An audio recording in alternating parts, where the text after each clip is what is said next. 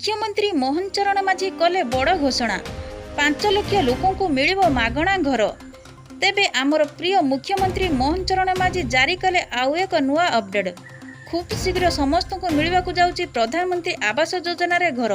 तेबे केउ माने पाई परिबे कोन रहिছে अपडेट आसंतो जानिबा संपूर्ण अपडेट खबरटी को जानिबा को हेले वीडियोटी को शेष पर्यंत देखंतु। आम चैनल सह जोड़ी रहक हेले चैनल को सब्सक्राइब करी पाखरे आस्थिबा घंटी चिन्ह को दबाई दियंतु, जहा फଳରେ एई भली लेटेस्ट अपडेट आपण माने सर्वप्रथमे पाई परिबे। प्रधानमंत्री आवास योजना रे एबे राज्य में 5 लाख नुआ घर निर्माण करने को घोषणा करिसेंती सरकार।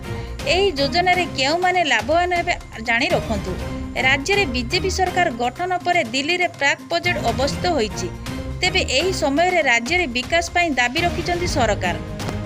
सबुठार गुरुत्वपूर्ण दाबी भाव में पीएम आवास योजना रे 5 लाख घर मागिसेंती उपमुख्यमंत्री।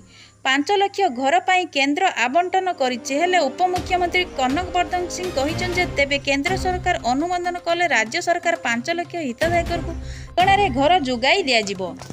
प्रधानमंत्री आवास योजना रे एभली लोकों को सहायता प्रदान करा जाउची जेउ माने घरटी तैयारी करिया पाई आर्थिक भाव में असक्षम सेही भली लोकों पाई आवास योजना माध्यम अर्थ राशि प्रदान करा जाउची।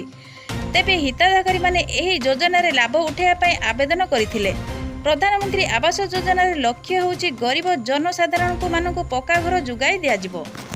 आळ छपर घरे रहउथिबा गरीब साधारण लोकों को पक्का घरटे तैयारी करिया पाई जेउ भली किछि समस्या नथिबो सेथिप्रति दृष्टि देउचंती सरकार। तेबे आपण जदि योग्य प्रार्थी होइथिबे तेबे आपण चाहिले ए प्रधानमंत्री आवास योजना रे आवेदन करि पारे ओ आपण मध्ये पाई परिबे प्रधानमंत्री आवास योजना रे घर। योजना रे शामिल हेबा पाई परिवार लोकों आय 3 लाख रु कम होइथिबा आवश्यक।